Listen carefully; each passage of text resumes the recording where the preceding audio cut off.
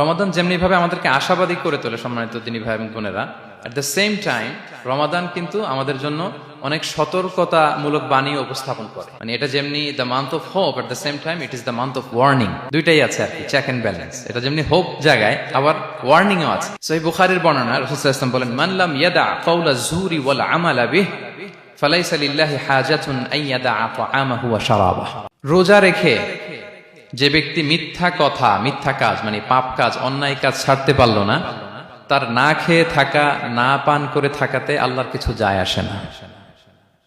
তার ওই রোজার আল্লাহর কোনো প্রয়োজন নাই। এটা জাস্ট উপোস, এটা জাস্ট অনাহার, জাস্ট আমি পানি খাইনি, আমি খাবার দাবার গ্রহণ করিনি, দ্যাটস ইট, এতটুকুই। এতে আল্লাহর কিছু যায় আসে না। এটার কোনো সিগনিফিকেন্স আল্লাহ তাআলার কাছে নাই যে রোজাও রাখলো আবার মিথ্যাও বলে, রোজাও রাখলো আবার গীবত করতেছে, রোজাও রাখে অন্যের জন্য অকল্যাণ কামনা করে, রোজাও রাখে খারাপ কাজ করতেছে, নিষিদ্ধ কাজগুলো করতেছে। তাহলে এই রোজা রাখা না রাখার সমান, এই রোজায় কোনো ফায়দা নাই। একটা ওয়ার্নিং পাওয়া গেছে না এখানে, যে ওয়ার্নিং, রোজা রেখে সাবধান, কোনো পাপ কাজের সাথে জড়ানো।